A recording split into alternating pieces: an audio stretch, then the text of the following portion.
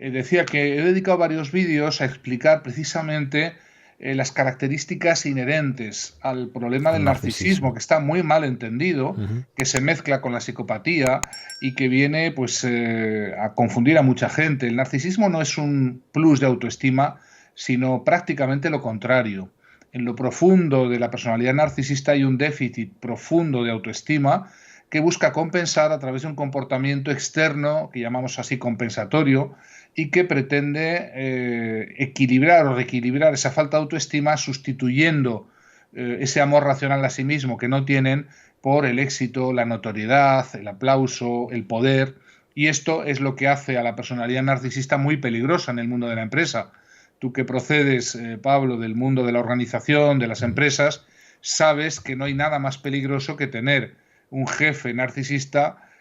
precisamente porque esa falta, esa carencia de autoestima les lleva a tener una gran inseguridad interna, aunque tienen una arrogancia exterior que oculta esa inseguridad, pero esa inseguridad les lleva a denigrar, a destruir e incluso a eliminar a aquellos de sus subordinados que más precisamente valor añadido pueden tener, es decir, a los mejores de entre sus miembros, de los miembros de sus equipos. Y esto pues causa muy frecuentemente el problema del acoso, que Claro. tiene como protagonista un jefe mediocre, un jefe narcisista, un jefe con problemas de seguridad en sí mismo, con problemas para hacer bien su trabajo,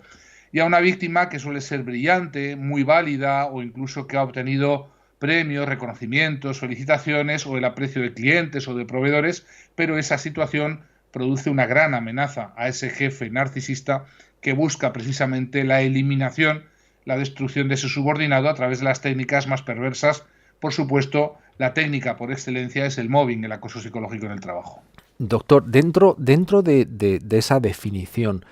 yo creo que ya lo has dejado ver, pero ¿es la empresa el sitio o dónde se encuentran principalmente, aparte de la familia, que luego si quieres hablamos de ello, ¿no? Pero por centrar un poco el tiro, yo leía, en tanto, bueno, en trabajos tuyos como en otros libros americanos, que durante muchos años es un tema que, como te decía, me ha interesado mucho, que grandes empresas, abogados, empresas dedicadas a las finanzas, son caldos de cultivo para este tipo de personalidades, ¿no? Sí, las empresas, no por nada, sino porque los psicópatas en general, las personalidades psicopáticas, están muy motivados por el poder. Tienen un sistema interno que carece de emociones y por tanto se aburren mucho y sustituyen ese aburrimiento por una búsqueda casi casi compulsiva de las mayores cotas de poder. Esto les lleva a elegir profesiones y a intentar alcanzar posiciones jerárquicas en las organizaciones de altura y les lleva a un comportamiento binario en su proceso de ascenso al poder. Van comportándose de un modo binario, o bien eliminan a los que les estorban o bien los compran mediante diferentes sistemas de compra o prebenda. Eso les lleva a que muy frecuentemente van a alcanzar las máximas cotas de poder en las organizaciones y desde ahí arriba, desde las posiciones más altas, son perfectamente capaces de ir socializando a toda la empresa, a toda la organización en el mal, diríamos así, psicopatizando a toda la empresa y de paso produciendo esas situaciones que hemos comentado antes, que hacen que personas que no eran psicópatas paulatinamente, por un proceso de aclimatación, por Se un va. proceso de rana hervida, muy paulatinamente van a ir cometiendo desmanes, fraudes, corruptelas, que van a ir poco a poco matando el nervio de la conciencia moral, haciendo que en un determinado momento ya no tengan ningún problema, no se hagan ningún problema de continuar haciendo esas cosas, pero ya habiendo desaparecido esa conciencia moral, la empatía y, por supuesto,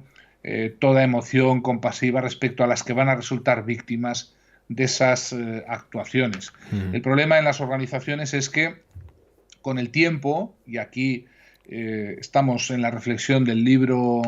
que nos trae hoy, Mi jefe es un Sí. psicópata, con el tiempo alcanzan grandes cotas de poder, están muy arriba en empresas, en administraciones públicas, en sindicatos, en ONGs, en organizaciones religiosas, prácticamente en toda organización humana, es muy probable que el psicópata de turno llegue a alcanzar la posición más alta, desde la cual va a eliminar toda disidencia y va a transformar a todos los que están ahí en una camarilla, en un gang, en un mandarinato, que va a ayudarles a perpetuarse en el poder. No olvidemos que los psicópatas tienen un solo objetivo, que es mantenerse, sea como sea, cueste lo que cueste, pese a quien pese, en el poder.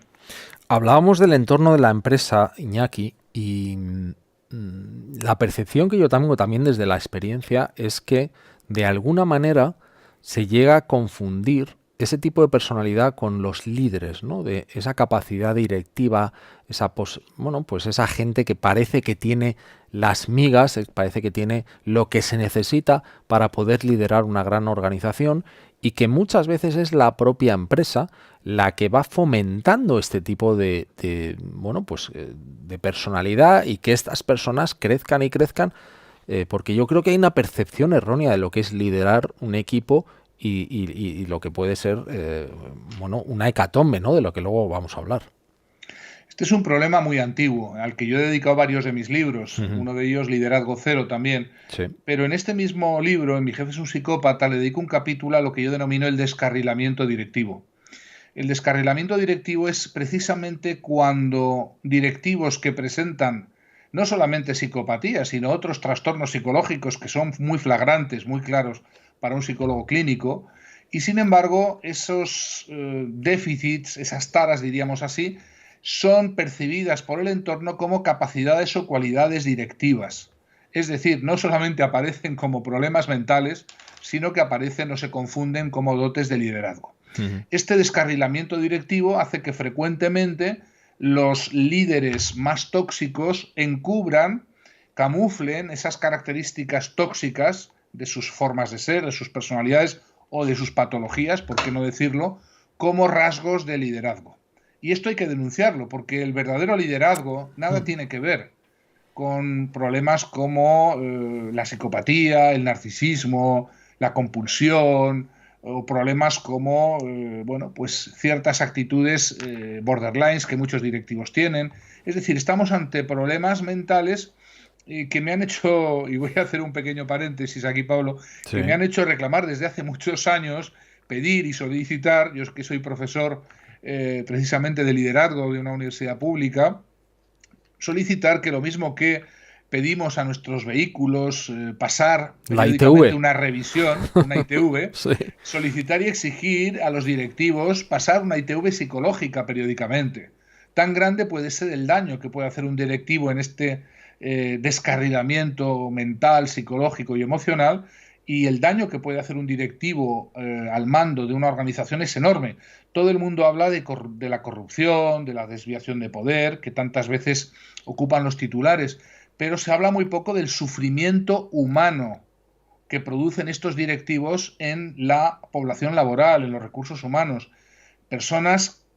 por cientos de miles, sufren a diario, directivos, líderes, entre comillas, vamos a decirlo así, que no lo son para nada, y que son personas que deberían estar retiradas de la circulación, como retiramos los coches que ya no están funcionando, o en cualquier caso que no deberían tener esas responsabilidades. Creo que con el tiempo se impondrá esta idea antigua mía de la ITV psicológica exigible a los directivos, porque el material que manejan es muy delicado, la responsabilidad es enorme, el daño y el sufrimiento que crean en los demás es enorme, y por eso es importante que como sociedad empecemos a pensar en estas modalidades de solucionar el problema este del descarrilamiento directivo.